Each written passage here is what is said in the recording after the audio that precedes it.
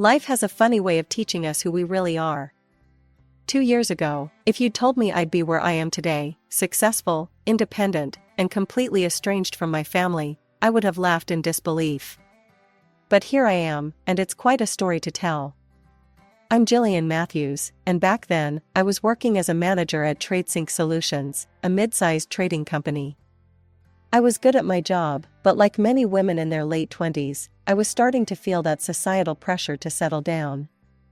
I had a decent career and a small circle of close friends. My family consisted of my parents, who I was close to at the time, and my older brother Marcus, who was 2 years my senior and had always been the golden child of the family. Marcus and I had grown up together in suburban Boston, sharing the typical sibling rivalry but maintaining what I thought was a solid relationship. He was always the more outgoing one, the life of the party, while I was more focused on my career and building a stable future. Our parents doted on him, and I had learned to accept that as just the way things were in our family. It was at Jenny's housewarming party, one of those gatherings where friends of friends mingle over cheap wine and supermarket cheese, where I met Tom. He was charming in that understated way that sneaks up on you, with dark brown hair that fell slightly over his eyes and a smile that made everyone feel like they were in on some private joke. We got talking about our shared love of true crime podcasts, and before I knew it, 3 hours had passed.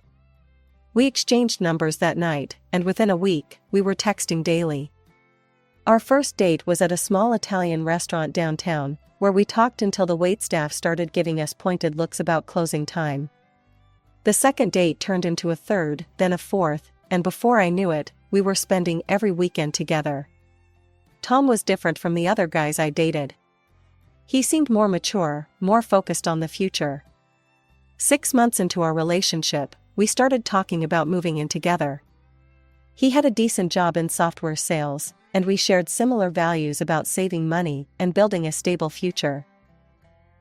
On our 1-year anniversary, Tom took me to the same Italian restaurant where we'd had our first date.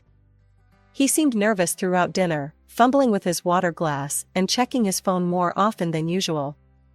Just as our dessert arrived, he got down on one knee beside our table, pulling out a small velvet box. My heart was pounding so hard I could barely hear my own voice as I said yes. The ring was perfect, simple but elegant, just what I would have chosen for myself. As other diners applauded and congratulated us, I felt like I was floating on air. The weekend after our engagement, I brought Tom to meet my family. I was nervous, my parents could be pretty judgmental, and Marcus had a way of either making people feel instantly welcome or completely uncomfortable. There was usually no in-between with him. Mom opened the door before we even reached the porch. "There's my baby girl," she exclaimed, pulling me into a hug before turning to Tom. "And you must be the man who's stolen our Jillian's heart." Dad and Marcus were in the living room watching a football game. Marcus jumped up immediately, extending his hand to Tom. "So you're the guy my little sister won't shut up about," he grinned, giving Tom a firm handshake. "And you must be the infamous Marcus," Tom replied smoothly. "Gil's told me quite a bit about you too." The afternoon went better than I could have hoped. Mom insisted on showing Tom all my embarrassing childhood photos, despite my protests, while Dad grilled him about his job and future plans. To my surprise, Tom and Marcus hit it off immediately, especially when they discovered they supported the same football team. Finally, Marcus exclaimed during dinner, throwing his arm around Tom's shoulders. "I'd been dreaming of having a brother forever, but all I got was this troublemaker." He pointed at me with his fork. I stuck my tongue out at him. "Please, you wouldn't have survived without me covering for you all those times in high school." "True that, sis," he laughed, and the whole table joined in. The next few months were a whirlwind of wedding preparations. Mom took charge of the flower arrangements, Dad handled the venue negotiations, and Marcus appointed himself Tom's unofficial bachelor party planner and drinking buddy. They started meeting regularly for beers, and I was honestly thrilled to see my fiancé and my brother becoming such close friends. The wedding itself was simple, but perfect. We held it in my parents' backyard, with fairy lights strung through the trees and mason jars filled with wildflowers on the tables. Our closest friends and family were there, and when Tom kissed me after saying "I do," I truly believed this was my happily ever after. We moved into Tom's rented apartment after the honeymoon, a cozy one-bedroom in a decent neighborhood. That's when we started our saving plan for our own place. We decided to make it into a friendly competition, each of us putting money into separate accounts to see who could save more for the down payment. At first, it was fun. We'd compare takeout menus to find the best deals, have movie nights at home instead of going out, and cook elaborate meals together to avoid expensive restaurants. But about 3 months in, Tom started getting restless. "We're turning into an old married couple already," he complained one evening. "We're too young to live like hermits." I tried to remind him of our goals, showing him how much we'd already saved. "Think about it, in a few years, we could have our own place. Wouldn't that be worth it?" He would nod and seem to understand, but then Marcus started inviting him out for guys' nights on Fridays. At first, I was worried, but Marcus assured me he'd keep an eye on Tom. I believed him. After all, who better to trust with my husband than my own brother? And Tom would always come home in a better mood after these outings, more affectionate and understanding about our saving goals. So I learned to accept it, even look forward to having some quiet time to myself on Friday nights. A year into our marriage, I was feeling pretty good about our progress. My savings account was growing steadily. I had managed to put away just over $30,000. I had no idea how much Tom had saved. We'd kept that part of our competition private, but I hoped he was doing as well as I was. It was a Thursday evening when Tom dropped his fishing trip bombshell. "Marcus and I are thinking of going fishing this weekend," he announced over dinner. His friend has a cabin up at Lake Webster. I looked up from my pasta, surprised. "This weekend? I thought we could finally have some time together. You've been working late all week." "Come on, Gil," he grinned, his eyes lighting up like a kid at Christmas. "I haven't been fishing in ages. It'll be fun. Just us guys, some beers, maybe catch something worth bragging about." As if on cue, there was a knock at our door. Marcus burst in. He had a key for emergencies, though I was starting to question the wisdom of that decision. "Little sister," he boomed, spreading his arms wide. "Please, please, pretty please let your wonderful husband come fishing with me this weekend." He dropped to his knees dramatically in front of my chair. "I promise I'll take good care of him. No wild parties, no crazy stunts, just 2 guys trying to outsmart some fish." I couldn't help but laugh. "Get up, you idiot. You're 40, not 4. "Not until you say yes," he insisted, giving me his best puppy dog eyes, the same ones that had gotten him out of trouble countless times when we were kids. They left early Saturday morning, loading the car with fishing gear and a cooler full of supplies. I spent most of that morning cleaning the apartment, trying to keep busy, but by afternoon I was climbing the walls with boredom. That's when I had an idea. Marcus's girlfriend Sarah and I had become pretty good friends over the past year. She was smart, funny, and seemed to genuinely make my brother happy. Maybe she'd want to go shopping. I could justify a small splurge from my savings for some girl time. I pulled out my phone and dialed her number. She picked up on the 3rd ring. "Hey Sarah, it's Jillian. Listen, the boys are off fishing, so I was wondering if you'd like to go shopping? Maybe grab some lunch?" There was a pause on the other end. "Fishing? Marcus isn't fishing. He's here with me at my place. We're getting ready to drive to my parents' house for the weekend. He's actually in the next room right now." My blood ran cold. In the background, I could hear my brother's voice. "Who's that, babe?" "Just my friend Lucy," Sarah replied, her voice slightly muffled. I sat there, phone pressed to my ear, as the implications of what I'd just learned began to sink in. My husband and my brother had lied to me. But why? Where was Tom really going? "Sarah," I whispered, "please don't tell Marcus about this call. I need to figure something out. Just, please?" "Of course," she promised. "Are you okay?" "I don't know, I'll call you later." I hung up before my voice could break. For several minutes, I just sat there on our bed, my mind racing. Tom's laptop was on his desk, humming quietly in sleep mode. We had always been open with each other about passwords, or at least, I thought we had been. His was simple, his mother's birth date. I'd teased him about being too predictable, about needing better security. Now, that predictability was working in my favor. My hands trembled as I opened the laptop and typed in the password. His social media accounts were still logged in, he'd always been careless about that too. And then I saw her name, Rebecca. The message thread was extensive, going back months. With each scroll, each message I read, I felt my world crumbling around me. Can't wait to see you this weekend, baby. Your wife really bought the fishing story? Yeah, my brother-in-law's got my back. He's a legend. Ha, she's so clueless. Must be nice having such a trusting wife. They had been meeting almost every other weekend. Hotels, her apartment, even weekend trips disguised as work conferences or guys' outings. The level of detail, the casual cruelty of their jokes about me, the intimate photographs they shared, it made me physically sick. But worse was yet to come. There was a separate message thread with Marcus. My brother, protector, best friend since childhood. She totally bought it again, Tom had written just yesterday. Your sister's as gullible as ever. Huh, Marcus replied. Gil's always been a bit slow. Remember when we were kids and I convinced her that ice cream grew on trees? She's never gotten any smarter. You're the best wingman ever, bro. Rebecca says hi, BTW. Says thanks for covering with Sarah too. Anytime, what are brothers for?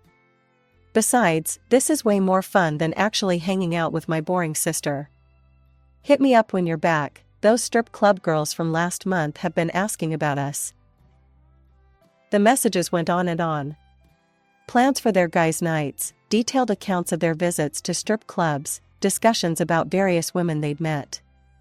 Not only had Marcus been covering for Tom's affair, but he'd been actively participating in a lifestyle that would destroy Sarah if she ever found out. I read about how they laughed at my careful saving plans, how they mocked my dreams of owning a home. They joked about how I'd probably end up paying for everything anyway, since I was such a sucker. My own brother had called me stupid, naive, boring. The same brother who used to chase away bullies when we were kids, who'd held my hand at Dad's surgery 2 years ago, who'd cried at my wedding. The room was spinning. I ran to the bathroom and threw up, my whole body shaking. When I could finally stand again, I went back to the laptop. With methodical precision, I forwarded every damning message to my email account. Every cruel joke, every planned deception, every piece of evidence of their betrayal. I spent Saturday night in a strange, calm state of rage, methodically researching apartments and making calls. By Sunday morning, I had secured a furnished one-bedroom across town, paid the deposit from my savings, and signed the lease electronically. Tom came home around 3 in the afternoon, his face flushed and happy. He was carrying a convenience store bag with a few frozen fish inside, a pathetic attempt at maintaining his lie. Hey, babe, he called out cheerfully. You should have seen the ones that got away. I was sitting at the kitchen table, my laptop open in front of me. Without a word, I turned it toward him. On the screen was his conversation with Rebecca, including their plans for this weekend's rendezvous. You know what's funny? I said, my voice eerily calm.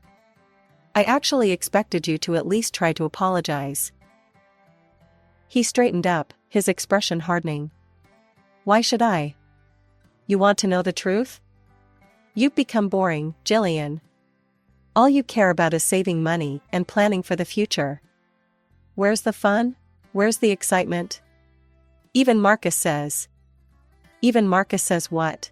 I cut him off. That I'm stupid? Naive? That I'm such a sucker for believing my husband and brother would actually be honest with me? Look, he sighed, running his hand through his hair, maybe this is for the best. We're clearly wanting different things.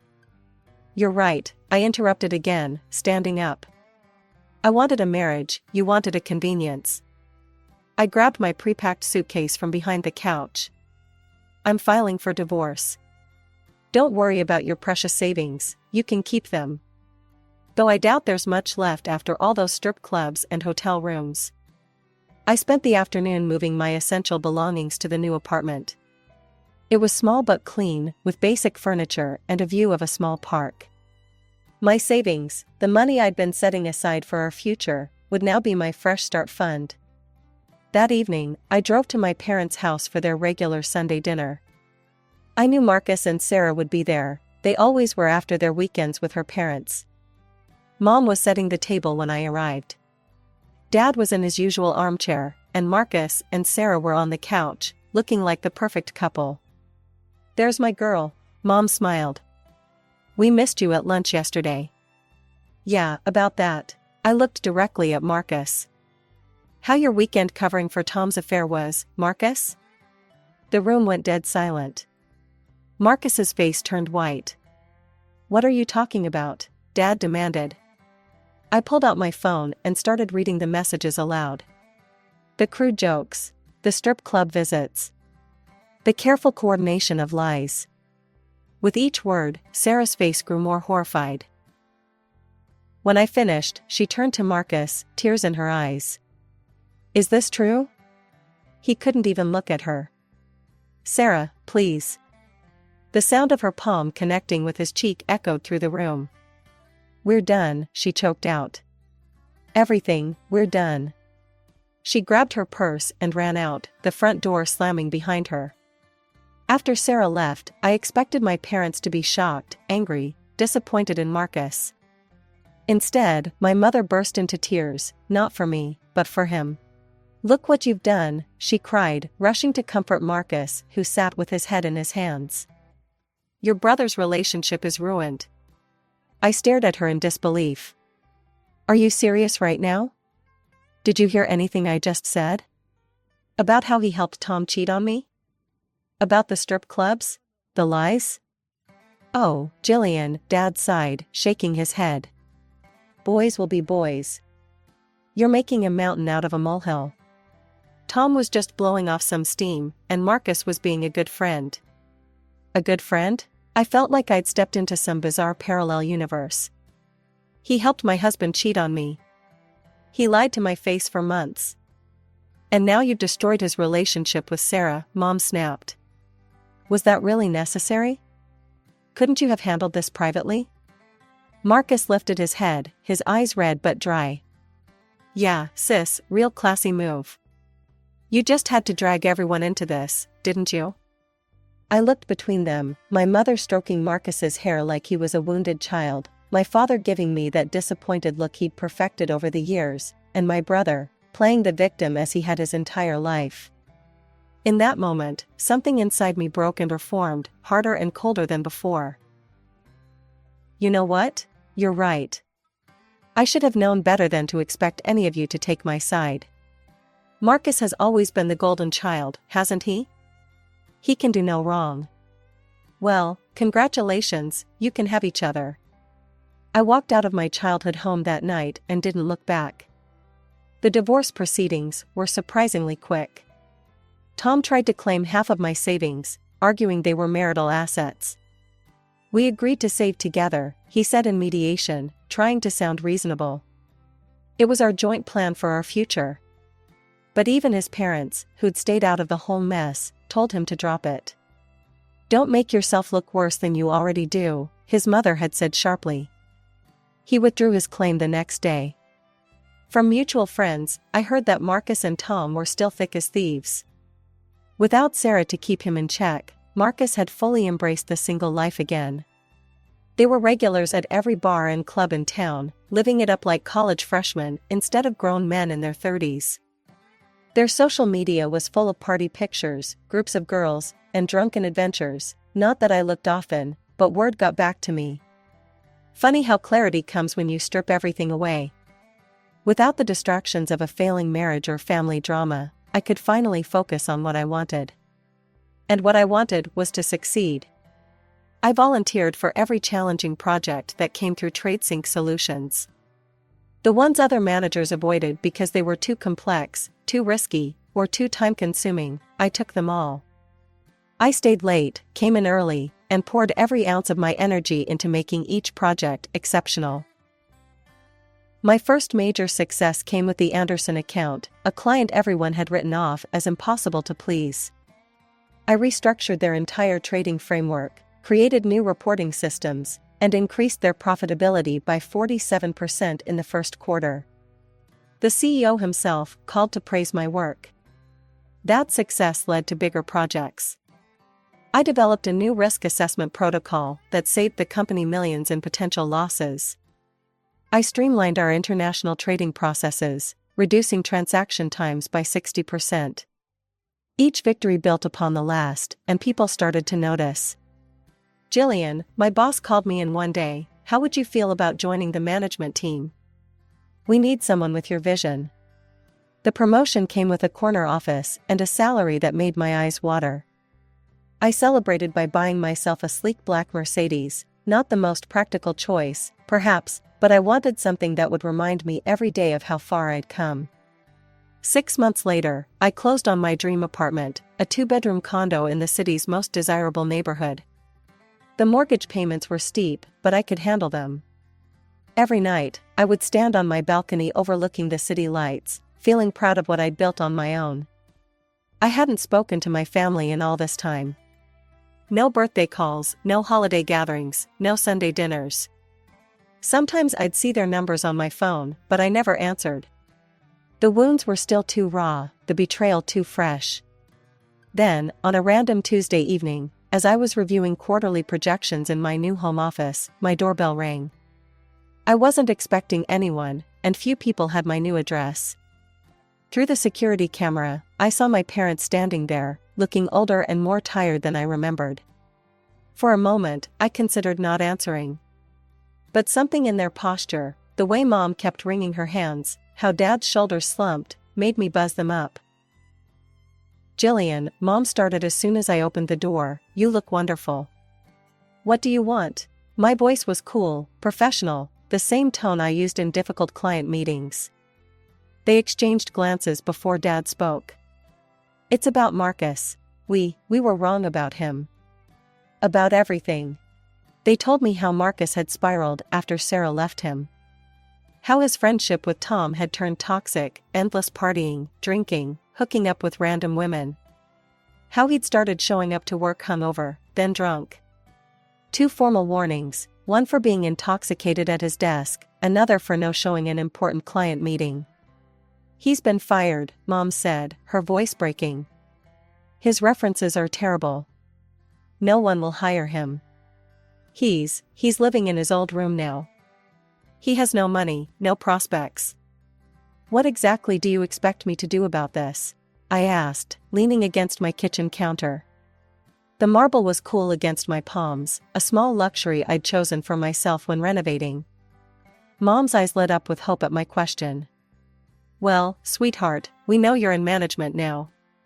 At such a prestigious company. We were thinking," Dad continued, "maybe you could find a position for him? Something suitable. With a good salary. It doesn't have to be anything too demanding." A laugh escaped my lips before I could stop it. "Let me get this straight. You want me to risk my professional reputation, which I built from scratch, to give a cushy job to the brother who betrayed me? The same brother who helped destroy my marriage?" "Jillian, that was 2 years ago," Mom pleaded. "People make mistakes." "Mistakes?" I straightened up, my voice deadly calm. "A mistake is forgetting to buy milk. A mistake is being late for dinner. What Marcus did, that was a choice. Multiple choices, actually. He chose to cover for Tom's affairs. He chose to mock me behind my back. He chose his friendship with my cheating ex-husband over his own sister. He's family," Dad argued, his face reddening. "Family forgives." "Really? Where was this family loyalty when I needed it? When I showed you proof of what they'd done to me? You sided with him then, remember?" "You're being unreasonable," Mom snapped. "If you don't help your brother, we'll disinherit you. Everything will go to Marcus." I looked around my apartment, at the art I'd chosen, the furniture I'd bought, the life I'd built without their help. Then I laughed again, genuinely this time. I don't need or want anything from you. I think it's time for you to leave. I walked to the door and held it open. I have an early meeting tomorrow. They tried to argue more, but I simply stood there, door open, waiting. Finally, they left, Mom in tears, Dad muttering about ungrateful daughters. As I closed the door behind them, I felt a weight lift from my shoulders. Through the window, I watched them get into their aging Volvo, the same car they'd had since I was in college. I thought about Marcus in his childhood bedroom, probably nursing another hangover, waiting for someone else to solve his problems like they always had. Last I heard, he was doing odd jobs around the neighborhood, mowing lawns, painting fences, anything to scrape together drinking money. Tom had eventually grown tired of partying with a broke friend and moved on. Karma, as they say, is a patient visitor. I poured myself a glass of wine, an expensive Bordeaux I'd bought to celebrate my last successful project, and walked out onto my balcony. The city stretched out before me, lights twinkling like stars fallen to earth. Below, I could see my Mercedes in its reserved parking spot, a symbol of everything I'd achieved on my own. Some might call me cold for turning my back on family. But family isn't just about blood, it's about trust, respect, and loyalty. Those who truly love you don't betray you, mock you, or try to manipulate you. They stand by you, support you, and celebrate your successes.